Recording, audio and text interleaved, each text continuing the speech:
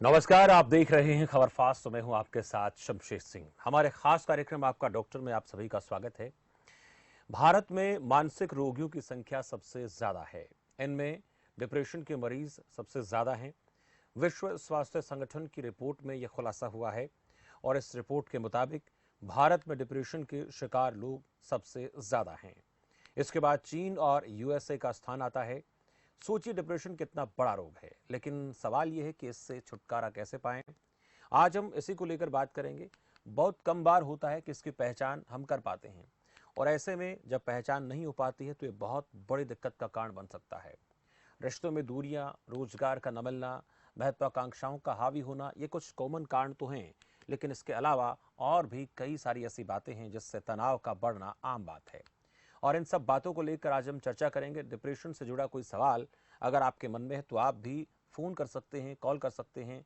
और इस पूरे ख़ास चर्चा में हमारे साथ बातचीत के लिए डॉक्टर बीके शर्मा जुड़ गए हैं, जो कि डायरेक्टर हैं अंबाला के श्री कृष्णा हॉस्पिटल में।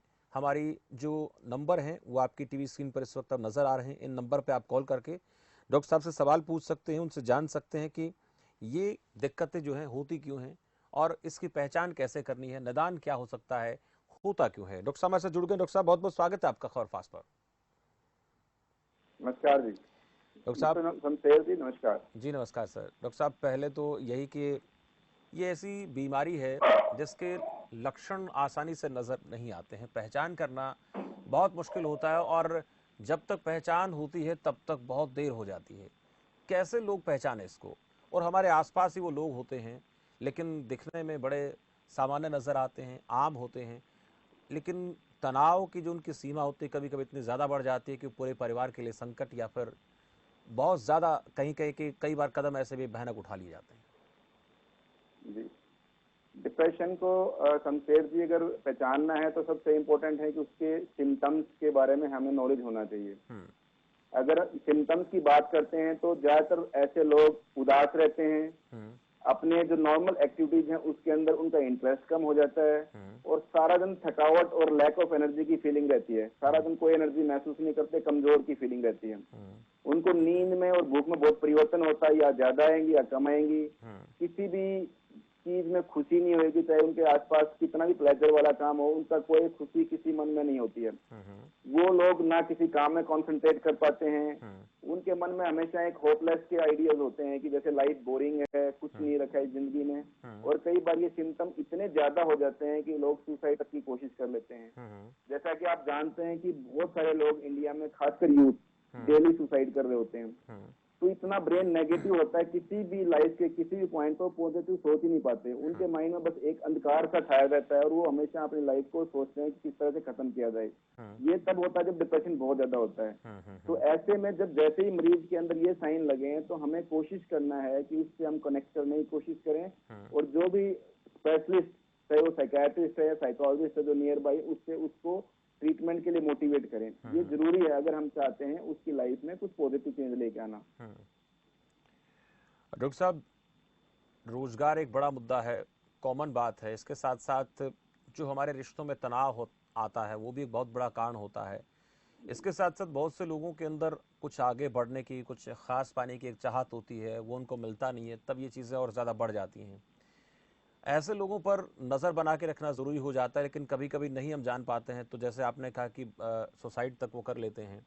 इस स्टेज तक जो व्यक्ति पहुंचता है उस वक्त उसके दिमाग में क्या चल रहा होता है जो इस भयानक स्टेज तक पहुंचता है? एक्चुअली सबसे पहले तो हमें ये पता होना चाहिए डिप्रेशन होता क्यों है। कि जब आदमी अपनी लाइफ की फुलफिलमेंट कंप्लीट नहीं कर पाता है, जो उसके ड्रीम है वो नहीं हो पाते हैं। दूसरा, बहुत ज्यादा कंपटीशन है आजकल हर रोजगार को पाने में, वो रोजगार अगर उसको नहीं मिलता है। तीसरा, अगर सपोज को यूथ है, अगर पढ़ाई में अच्छी तरह परफॉर्म नहीं कर पाते हैं। चौथा, अगर मान लिया कुछ लोग यंग अवस्था में अफेयर में फेल हो जाते हैं, या अगर कुछ बिजनेस है उसमें फेल हो जाते हैं, तो ऐसी स्थिति में ज्यादातर व्यक्ति ये सोचते हैं, उनके मन में ये विचार होते हैं कि उनकी लाइफ यूजलेस है। उनको लगता है कि जो लाइफ में उनका जो ड्रीम है वो कंप्लीट कभी नहीं होगा। उनको लगता है कि वो सोसाइटी के ऊपर बर्डन है। इतने नेगेटिव विचार आते हैं जिसके चलते पेशेंट सुसाइड के बारे में सोचता है और उसको लगता है कि बस यही एक रास्ता है, उसको दूसरा कोई रास्ता ही नहीं दिखाई देता। और कई बार ऐसा होता है कि अगर वो सुसाइड नहीं करता तो ड्रग के सेवन के अंदर भी चला जाते हैं। ऐसे पेशेंट अल्कोहल या कुछ और हीरोइन या दूसरी ड्रग का सेवन करना शुरू कर देते हैं। ये भी लाइफ से एक भागने वाली अवस्था ही होती है, जब उसको लगता है कि जीवन में वो कुछ नहीं कर सकता है और उससे आगे बढ़ने का जो भी उसका रास्ता सारा फिनिश हो गया है, जिंदगी उसकी बेकार हो गई है, तो वो अगर सुसाइड नहीं करता तो ड्रग का सहारा भी ले सकता है। तो जिस ऐसी अवस्था जो ब्रेन की है वो एक नेगेटिविटी से फुल होती है। तो ऐसे में पेशेंट को पॉजिटिव लोगों से कनेक्ट करना, पॉजिटिव एटमॉस्फेयर प्रोवाइड करना बहुत जरूरी है। डॉक्टर साहब, आपने एक बहुत खास बात इसमें कही कि ऐसे लोग नशे के आदी हो जाते हैं, ड्रग्स का सेवन करना शुरू कर देते हैं, लेकिन इसका भी कई बार नहीं पता लगता कि आजकल हमारा बच्चा क्या कर रहा है, उसके अंदर ये बदलाव क्यों आ रहे हैं। और बहुत सी एक मुख्य कारण यही है कि हम परिवार के साथ जुड़कर नहीं रहते हैं। अगर हम किसी को बात बता देते हैं तो हमें वो पकड़ लेता है, लेकिन उसमें भी कुछ चेंजेस आते हैं। नशा करने वाला व्यक्ति जो होगा उसमें बदलाव आते हैं, कुछ वो ड्रग्स का सेवन करता है। और ये तो आपने बताया ही कि एकाकी रहना शुरू कर देते, लेकिन उसके अलावा और क्या शरीर में बदलाव आते हैं जिनको पकड़ सके, दोस्त पहचान सके, माँ बाप पहचान सके कि जो व्यक्ति कल तक नशे से दूर रहता था, भागता था, आज वो नशा कर रहा है, लेकिन उसको भी शुरू शुरू में पहचान कर पाना बहुत मुश्किल हो जाता है। मिस्टर सर जी, आप ठीक बोल रहे हैं। जो नशे ड्राई नशे हैं, जिनको हम शराब के अलावा नशे बोलते हैं, उनको ड्राई नशे बोलते हैं, उनकी कोई स्मेल नहीं है। अगर बंदा अल्कोहल लेता है कोई भी व्यक्ति तो उसको स्मेल से हम आइडेंटिफाई कर सकते हैं, लेकिन विदाउट अल्कोहल वाले नशे होते हैं उनको हम स्मेल से आइडेंटिफाई नहीं कर सकते हैं। ऐसे व्यक्तियों के बिहेवियर में कुछ स्पेशल चेंजेस आती हैं। जैसे ऐसे व्यक्ति यूजुअली लेट सोते हैं और लेट उठते हैं। ऐसे व्यक्ति बाथरूम में बहुत ज्यादा टाइम लगाते हैं, बहुत चिड़चिड़े और गुस्से में रहते हैं, इरिटेट रहते हैं सारा दिन, उनके अंदर एनर्जी नहीं रहती है, फ्रीक्वेंटली बॉडी पेन या हेडेक की कंप्लेन करते हैं, वो नेगेटिव रहेंगे, उनका एटीट्यूड लाइफ में नेगेटिव रहेगा और ज्यादातर कोशिश करें घर से बाहर टाइम स्पेंड करने की। जैसे ही उठेंगे उनका बस मन रहता है किस तरह से अपनी कंपनी में जाएं, उन लोगों के साथ घूमें। उनकी लाइफ अनडिसिप्लिन होती है। अगर वो वर्क करते हैं तो वर्क एटमोस्फियर को कंसंट्रेट नहीं कर पाते, बहुत ज्यादा मिस्टेक करेंगे फ्रीक्वेंटली, बार बार उनकी एब्सेंट लगती रहेगी, कभी ड्यूटी पर जाएंगे कभी नहीं, टाइम इरेगुलर रहेगा, कभी लेट कभी लेट पहुंचना, जल्दी वहां से निकल जाना। तो कांस्टेंट मिस्टेक करना अगर वर्क प्लेस पे है और बार बार एब्सेंट रहना है और एक्सक्यूज फालतू के देने हैं, तो इसका मतलब बहुत ज्यादा चांसेस हैं कि ऐसे लोग किसी न किसी नशे के सेवन में है। फ्रीक्वेंट एग्रेसिव एपिसोड होना ये खास निशानी, बहुत ज्यादा गुस्सा करेंगे, छोटी सी बात पे बहुत ज्यादा रिएक्ट करेंगे, वो प्रॉपर अपने कलीग्स के साथ तालमेल भी नहीं बना पाते नशे वाले व्यक्ति। तो जब इस तरह के साइन लगे तो हमें डाउट रखना चाहिए कि ये सामने वाला व्यक्ति नशे का सेवन कर रहा है, और ऐसे में उसका टेस्ट होता है। जो ये वाले मरीज होते हैं जो अल्कोहल के विदाउट नशा करते हैं, जो ड्रग वाले हैं, इनके यूरिन के टेस्ट से हमें पता चल जाता होता है कि ये व्यक्ति किस चीज का नशा करता है। ब्लड के टेस्ट से नहीं पता चलता, यूरिन टेस्ट करवाना पड़ता है ऐसे व्यक्ति का। बहुत अहम जानकारी डॉक्टर साहब आपने दी। लक्ष्मी एक कॉलर हमारे साथ दिल्ली से जुड़ी है। लक्ष्मी जी, बहुत बहुत स्वागत है आपका। सर, मैं ये पूछना चाहती हूँ, मेरी छोटी बहन है और पहले तो मतलब वो काफी गुमसुम रहती थी, शुरू से ही रहती थी, लेकिन लॉकडाउन के बाद जब उसने जॉब मतलब घर पे बैठी है, वर्क फ्रॉम होम कर रही है, उसके बाद से वो बहुत ज्यादा मतलब किसी भी चीज पे छोटी सी बात भी अगर उसे कह देते हैं तो वो बहुत ज्यादा परेशान हो जाती है, और मतलब रात में भी जैसे उसकी नींद वगैरह पूरी नहीं होती है, और वो मुझे लगता है कई बार कि वो बड़े मानसिक तनाव से गुजर रही है, लेकिन वो कुछ खुल के बताती नहीं है। वो शुरू से ही मतलब थोड़ा था कि हाँ संकोच करती थी, लेकिन इन दिनों उसका ये जो समस्या है वो बहुत ज्यादा बढ़ गया है। तो मुझे क्या करना चाहिए इसके लिए? देखो, जैसे आप बता रहे हो उससे चांसेस पूरे लग रहे हैं कि वो डिप्रेशन के अंदर जा रहे हैं, डिप्रेशन के रोग से पीड़ित हैं, जिस हिसाब से आप सिम्टम बता रहे हो। कि जब पेशेंट ज्यादा इरिटेट रहना शुरू हो जाए, किसी से बात ना करे, उदास रहे, उसकी नींद और भूख प्रॉपर ना हो और नेगेटिव या इरिटेट रहना शुरू हो जाए, तो बहुत ज्यादा चांसेस हैं कि वो डिप्रेशन से पीड़ित हैं। तो सबसे पहले तो उसे आप कन्विंस करें कि नियर बाई साइकियाट्रिस्ट या साइकोलॉजिस्ट के पास जरूर लेके जाएं। सेकंड, घर में रहते हुए आप उससे कनेक्ट करने की कोशिश करें, उसको अकेला ना छोड़ें। उसके रूम में कोई भी ऐसी चीज ना हो, जैसे कोई भी पिल्स हैं, कोई अननेसेसरी की स्लीपिंग पिल्स, या कोई ऐसा पॉइजनिंग है जैसे कोई भी हम कीटनाशक दवाइयां घर में रखते हैं, या कोई भी शार्प इंस्ट्रूमेंट, जो कई बार बहुत ज्यादा डिप्रेशन में कई लोग सुसाइड तक कर लेते हैं। तो हम जैसे ही पेशेंट डिप्रेशन में आता है तो फैमिली को ये प्रिकॉशन लेने के लिए जरूर बोलते हैं, बिकॉज कई बार एपिसोड नेगेटिव ब्रेन में इतना हो जाता है, उसको उसके अलावा कुछ दिखता ही नहीं पेशेंट को, तो वो प्रिकॉशन लेना भी जरूरी है। बट फैमिली को चाहिए कि उससे कनेक्ट करके रहें, उसको अकेला ना छोड़ें, उसकी हर एक एक्टिविटीज के ऊपर थोड़ी नजर रखें, और जल्दी से जल्दी नियर बाय साइकियाट्रिस्ट या साइकोलॉजिस्ट से कनेक्ट जरूर करवाएं। जी, शुक्रिया लक्ष्मी जी अपना सवाल पूछने के लिए। डॉक्टर साहब, एक जैसे काम को लेकर जिक्र इन्होंने किया, वर्क प्लेस जहाँ हम लोग 20, 50, 60 लोग जितने भी होते काम करते हैं, वहाँ पर भी काम का एक प्रेशर तो होता है, दबाव होता है। उस दबाव से कभी कभी आदमी के अंदर तनाव की प्रोसेस जो है वो घर करने लगती है। लेकिन इस दबाव को काम के दौरान कैसे कम रखा जा सकता है? कोई ऐसे ऐसे टिप्स जो हम सबके लिए कारगर हो सकते हैं, क्योंकि वो चाहे किसी तरह की जॉब क्यों ना हो, किसी की लगातार काम करने की एक जॉब होती है, किसी किसी को 24 घंटे काम करना पड़ता है, फिर 24 घंटे रेस्ट करना पड़ता है, कई सारी चीज़ें होती हैं ऐसी। तो उस दौरान कैसे इस चीज़ को हम खुलकर अपने आप को ठीक रख पाएँ, दूसरों को भी मोटिवेट कर सके, क्या कर सकते हैं? देखो मिस्टर शमशेर जी, इसमें दो तरह की स्ट्रेटजी हैं। एक तो स्ट्रेटजी वो है जो एम्प्लॉय की तरफ से लेनी है, एक जो ऑर्गेनाइजेशन है उसकी तरफ से स्ट्रेटजी कुछ यूज करनी है। एम्प्लॉय की तरफ से क्या है कि जितने भी लोग हैं वो कोशिश करें कि जब भी उनको टाइम मिलता है वो थोड़ा सा बैठें इकट्ठे, बात करें, एक दूसरे की जो मनोवस्था है उसके ऊपर डिस्कशन करें, नंबर 1। सेकंड, जब भी उनको टाइम मिलता है थोड़ा सा भी तो कोशिश वॉक करें, थोड़ा सा जितना हो सकता है, अगर सपोज करो वहाँ पे स्टेज भी है, स्टेज का यूज करें, जितना हो सकता है चलने की कोशिश करें। साथ में कुछ रिलैक्सेशन एक्सरसाइज होती है, वहां बैठे बैठे जो लोग कंप्यूटर पर वर्क करते हैं तो अपनी शोल्डर की, अपने हेड की कुछ अलग अलग एक्सरसाइज होती हैं, वो आप यूट्यूब के थ्रू भी देख सकते हो, और डिफरेंट डिफरेंट ऐप भी होते हैं। तो जब भी टाइम मिलता है वो एक्सरसाइज करें।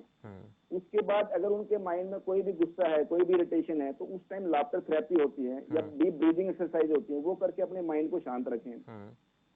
उसके बाद सबसे इम्पोर्टेंट है, जब घर जाते हैं तो कोशिश करें कि ऑफिस की बातें घर में ना लेके जाएं, और वहां जाके भी एक्सरसाइज, वॉक और प्रॉपर डाइट का ध्यान जरूर रखें। बहुत सारे लोग होते हैं ना लंच करते हैं, ना प्रॉपर ब्रेकफास्ट करते हैं, केवल डिनर करते हैं, या घर में जाते हैं और ड्रिंक करते हैं फिर रेस्ट करते हैं। ये इस तरह का अनहेल्दी बिहेवियर है, वो अवॉइड करें।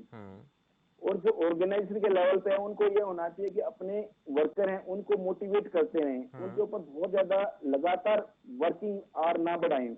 जब भी 2-3 आवर उनको ब्रेक देने की कोशिश करें, उनके पास उनके साथ चाय, कॉफी या रिफ्रेशमेंट का अरेंजमेंट रखें, उनसे बात करें, उनको कोई गेट टुगेदर होती है उस तरह की प्लानिंग करें, कोई वीकेंड पे कोई आउटिंग होती है उस तरह की प्लानिंग करवाएं। ऑर्गेनाइजेशन को भी मोटिवेट करते रहना चाहिए अपने एम्प्लॉय को। अगर एम्प्लॉय उनके मोटिवेटेड रहेंगे तो उनकी परफॉर्मेंस हमेशा ज्यादा रहेगी, तो वर्क में उनकी एफिशिएंसी बेटर रहेगी। तो ऐसी ऑर्गेनाइजेशन ज्यादा प्रोग्रेस करती है एज कम्पेयर टू जहाँ पे उनके एम्प्लॉय ही स्ट्रेस में हो, डिप्रेशन में हो, उनके कंपैरिजन में। एक बहुत बेहतर आप डॉक्टर साहब बता रहे हैं। एक आजकल जो हमारी वर्किंग स्ट्रेटजी हैं या जो हमारा टाइमिंग जो है वो अलग अलग प्रकार की रहती हैं। कोई लेट नाइट काम करता है, कोई नाइट शिफ्ट में काम करता है, कोई बहुत अर्ली काम करने आता है। ये भी कई सारी चीज़ें हैं और इसमें भी तनाव अक्सर देखने को मिलता है। तो इसमें जो हमारा टाइम टेबल है वो हम कैसे तय करें? देखिए, ड्यूटी तो करनी होती है, हर किसी को करना पड़ेगा, काम है, उसको कैसे मैनेज कर सकते हैं? सुबह शाम देर रात करते हैं, क्या कर सकते हैं? देखो, सबसे इम्पोर्टेंट है हमारी स्लीप। अगर हम मिनिमल यंग एज में हम कहते हैं कि 7 to 8 hour sleep is mandatory. हमें स्लीप लेनी है। बेस्ट आवर तो होते हैं नाइट के, कि रात को कोशिश करें, ट्राई करें 10 हम स्लीपिंग मोड में आ जाएं और बाई 6 और 6:30 हम उठ जाएं, वो बेस्ट टाइम है। बट जैसे आपने कहा कुछ लोग नाइट में वर्क करते हैं, कुछ लोग डे में वर्क करते हैं, कुछ अर्ली मॉर्निंग वर्क करते हैं, तो हमें स्लीप के ऊपर सबसे ज्यादा फोकस करना है। सेकंड, अगर हम डेली एक्सरसाइज, मेडिटेशन, योगा कर रहे हैं तो हमारा जो स्लीपिंग सेंटर है वो हमेशा एक्टिवेट रहता है। हमारे अंदर जो डोपामिन, सेरोटोनिन जो मेन केमिकल हैं, जो हमारे मूड को ठीक रखते हैं, हमें हैप्पी रखते हैं, वो केमिकल का अच्छा लेवल रहता है ब्रेन में, और वही मेन केमिकल है जिनकी कमी के कारण हमें डिप्रेशन होता है। तो अगर इस तरह का हम लाइफस्टाइल रखें तो हमारा, और अच्छी डाइट रखते हैं अगर हम, तो बहुत ज्यादा चांसेस है कि हम इस तरह के डिप्रेशन की बीमारी या मानसिक बीमारी से हम दूर रहेंगे।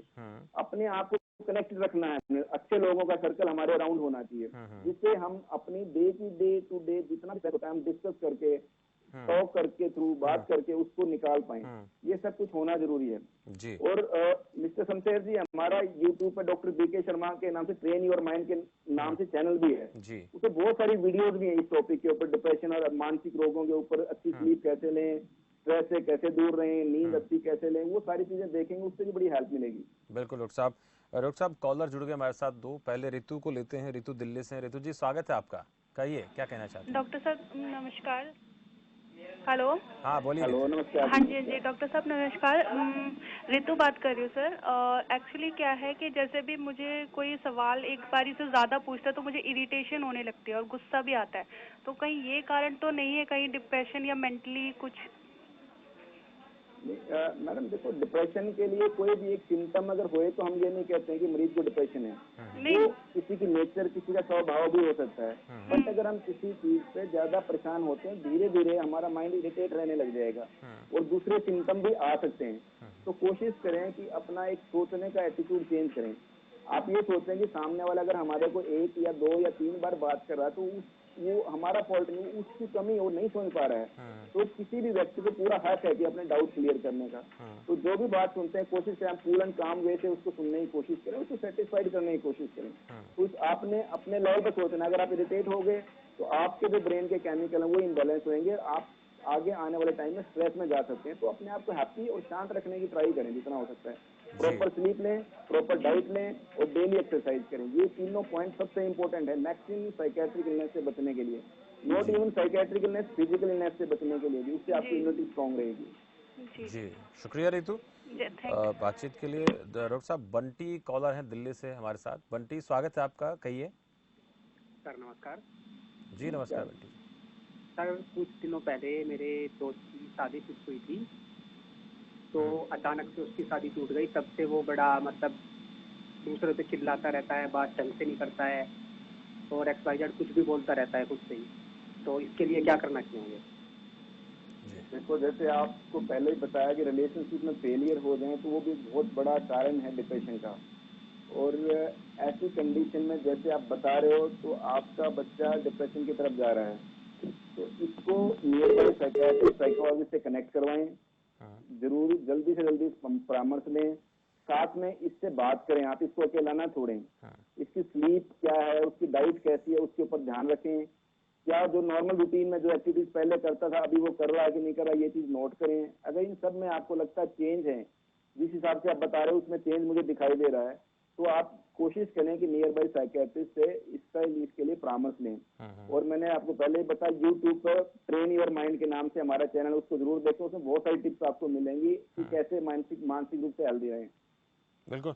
रूप साहब पिछले कुछ दिनों से कोई एक वीडियो काफी वायरल हो रहा था जिसमें जो बहू है वो अपनी सास को मार पीट कर रही है, आपने भी शायद देखा होगा, काफी वायरल वो वीडियो हुआ। ये भी कई सारी चीजें देखने को मिलती हैं, पारिवारिक झगड़े जो होते हैं, और इन पारिवारिक झगड़ों का बहुत से लोगों को जानकारी नहीं हो पाती, लेकिन जब खुलकर बातें सामने आती तो फिर पता लगता है ऐसा हो रहा है। ये क्या कारण है कि ये जो तनाव है, काम का तनाव है, रिश्तों में तनाव है, या कुछ और है? ऐसी वीडियो एक और वीडियो ऐसी सामने आई, आज हमारे सामने है, जिसमें जो अपनी ही माँ को बेटा बहू दोनों मार पिटाई उसके साथ कर रहे हैं। ये सब चीजें क्या है? मिस्टर शमशेर जी, वो डिपेंड करता है, कुछ पर्सनैलिटी डिसऑर्डर भी होते हैं। जो लोग कुछ पर्सनैलिटी डिसऑर्डर वाले ऐसे लोग होते हैं जो हर किसी के साथ वो हमेशा गलत वे से ही बिहेवियर दिखाते हैं, उनका जो ट्रीटमेंट होता है सबके साथ बैड ही होता है। और कुछ ऐसा भी हो सकता है कि आपस के फैमिली कॉन्फ्लिक्ट हैं, वो भी इसके लिए रिस्पॉन्सिबल हो सकते हैं। कुछ प्रॉपर्टी को लेके, कुछ आपस के रिलेशनशिप हैं एक दूसरे के अगेंस्ट बोलने से, कुछ मानसिक रोग हैं उसके कारण, कुछ ड्रग या नशे के सेवन के तहत भी कई बार डिमांड एक्सेस होती है, फैमिली कंप्लीट नहीं कर पाती तो भी मारपीट होती है। तो इसके पीछे बहुत सारे कारण हैं, तो वो तो पूरी डिटेल हिस्ट्री से पता चलता है, बट ये भी एक साइकियाट्रिक पार्ट ही है जिसका एनालिसिस जरूरी है। और डोमेस्टिक वायलेंस भी बहुत बड़ा कारण है मानसिक रोगों के लिए।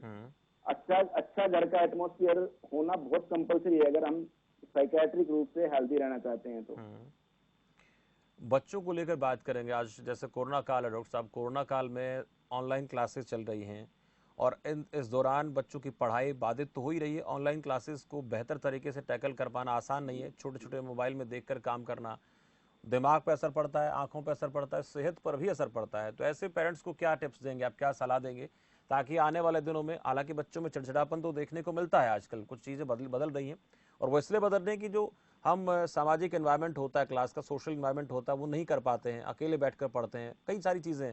इससे कैसे बच सकते हैं और माँ बाप क्या क्या ध्यान रख सकते हैं?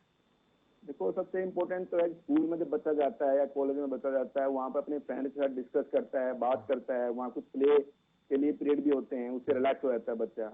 अब आजकल हो क्या रहा है, एक्सेस मोबाइल के ऊपर या लैपटॉप के ऊपर वो क्लासेस चल रही है ऑनलाइन। नंबर 1 सबसे इम्पोर्टेंट एक तो स्क्रीन टाइम बढ़ गया उनका। सेकंड, वो सोशलाइज नहीं हो पा रहे जो होता था पहले क्लासेस के टाइम पे।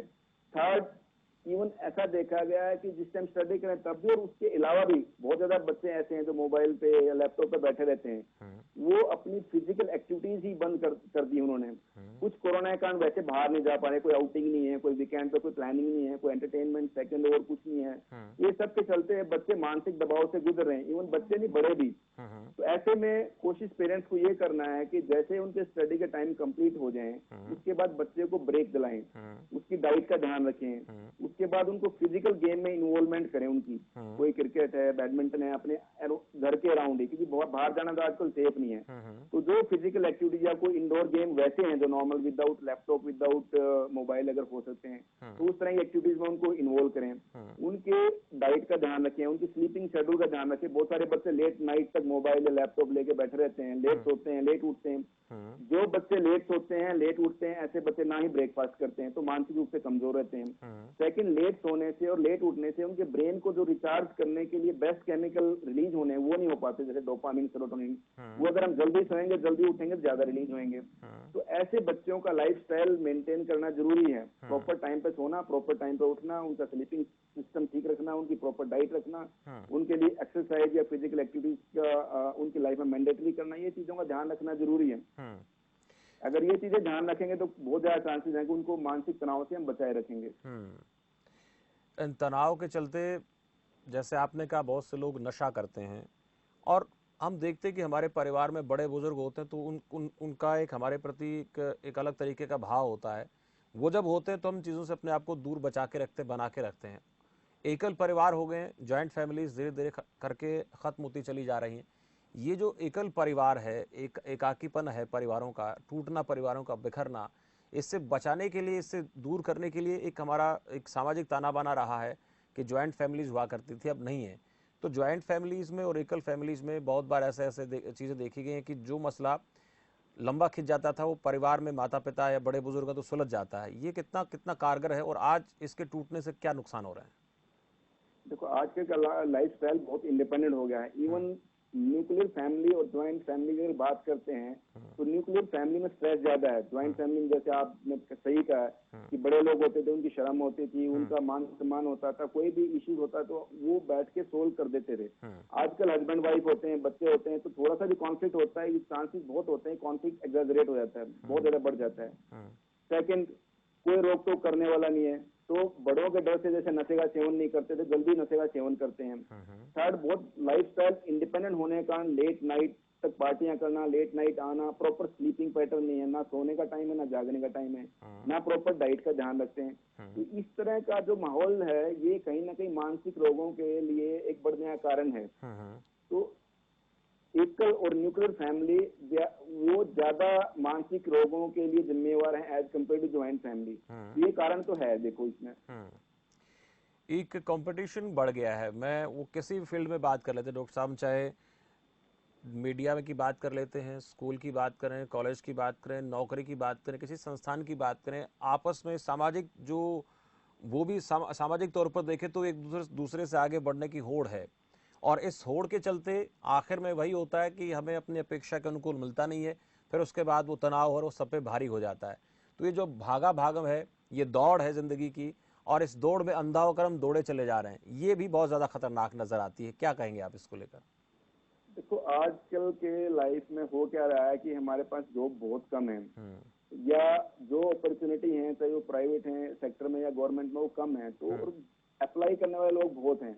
तो एक कंपटीशन का एटमॉस्फेयर इतना हो गया है कि व्यक्ति यही नहीं समझ पाता कि वो सही डायरेक्शन में है कि गलत डायरेक्शन में है। तो ऐसे चलते हो क्या रहा है, उनके पास उनके दिमाग के ऊपर कांस्टेंट तनाव बनता जा रहा है। इस तनाव के कारण फिर वो डिप्रेशन के शिकार हैं।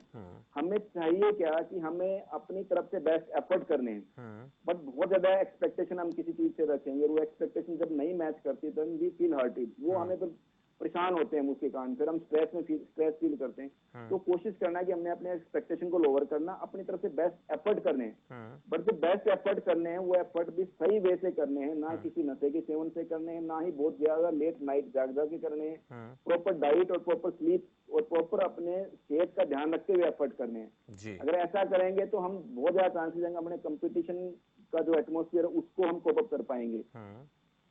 जी डॉक्टर साहब, एक दर्शक जुड़ी हैं, अंजलि हैं दिल्ली से। अंजलि जी, स्वागत है आपका।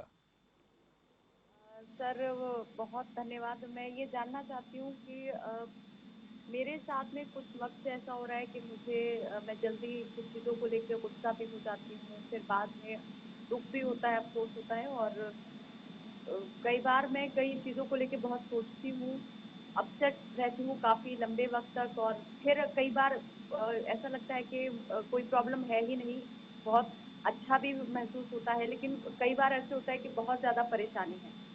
तो मैं ये जानना चाह रही हूँ, क्या मैं ये डिप्रेशन में जाती जा रही हूँ, डिप्रेशन की ये निशानियाँ हैं? डॉक्टर साहब सुन रहे हैं आप? हाँ जी सुन रहे हैं एक्चुअली। जी डॉक्टर साहब। यस, ये जो जिस हिसाब से आप सिम्टम बता रहे हैं इसमें बहुत ज्यादा चांसेस हैं डिप्रेशन के। जैसे हमने पहले भी सिम्टम्स के बारे में बात किया है अभी, कांस्टेंट उदासी रहना, इरिटेट रहना, अकेलापन महसूस करना, या लोगों से कनेक्ट करने की जो हमारी फीलिंग है वो कम हो जाना, नींद या स्लीप में बहुत ज्यादा चेंजेस आना, ये सारे डिप्रेशन के ही साइन हैं। तो कोशिश करें कि नियर बाई साइकेट्रिस्ट या साइकोलॉजिस्ट से जल्दी परामर्श लें, और जो भी सही वे में ट्रीटमेंट हो उसको आप फॉलो करें। जी, चलिए, शुक्रिया अंजलि इस कॉल के लिए। और डॉक्टर साहब, आपने भी बहुत सिंपल तरीके से, बड़े सामान्य तरीके से एक एक सवाल का बेहतरी से जवाब दिया, और जितने भी दर्शक जुड़े उनके सवालों का बेहतर तरीके से जवाब देकर उनको रास्ता भी बताया कि क्या करना है। और मैंने भी कई सारी बातें ऐसे पूछी जो रोज़मर्रा की ज़िंदगी में देखते हैं। बहुत बहुत शुक्रिया डॉक्टर साहब तमाम जानकारी के लिए, बेहतर तरीके से सवालों का जवाब देने के लिए। और सभी हमारे दर्शकों को जो इस वक्त हमें सुन रहे थे, देख रहे थे, उनकी कुछ शंकाएं होती हैं, खुद सवाल नहीं पूछ पाते हैं, तो हम कोशिश करते हैं उनके सवालों को हम सवाल बनाकर डॉक्टर से पूछें, और उसी तरीके की बात हमने की। देखिए, मनोविज्ञान की बात कर लेते हैं, मनोचिकित्सा की बात कर लेते हैं, ये सारी चीज़ें हमारे जो डिप्रेशन है, जो तनाव है, उस तनाव को दूर करने का रास्ता हमें बताते हैं। लेकिन ज़रूरी है कि हमें उसके बारे में जानकारी होनी चाहिए। बहुत दफ़ा ऐसा होता है कि हम नहीं पहचान पाते हमारे आसपास जो रहने वाला है या हमारे परिवार में कोई व्यक्ति है वो डिप्रेशन का शिकार हो रहा है, क्योंकि ये शुरुआत बहुत धीरे धीरे होती है और उसके बाद ये आगे जाकर इतनी बढ़ जाती है कि वो हम सब के लिए ख़तरनाक हो जाती है, परिवार के लिए भी और ख़ुद उस व्यक्ति के लिए भी जो उसका शिकार है। तो इसलिए ज़रूरी है इसकी पहचान करें, और तुरंत पहचान कर ली जाती है तो फिर जल्दी से छुटकारा पाने में आसानी होती है। लेकिन ज़रूरी है कि जब भी आपको ऐसा लगता है अपने परिवार का कोई सदस्य इस प्रकार का हो गया, आपके साथी के अंदर इस प्रकार के लक्षण हैं, तो आप उसको पहचानें, डॉक्टर के पास लेकर जाएं, ताकि उसकी ज़िंदगी को बचाया जा सके और परिवार में, दोस्तों में जो गम का माहौल हो सकता है ऐसा, उससे कहीं ना कहीं बचा जा सके। आज के लिए चर्चा में इतने, मुझे दीजिए इजाज़त और आप देखते रहिए खबर फास्ट। नमस्कार।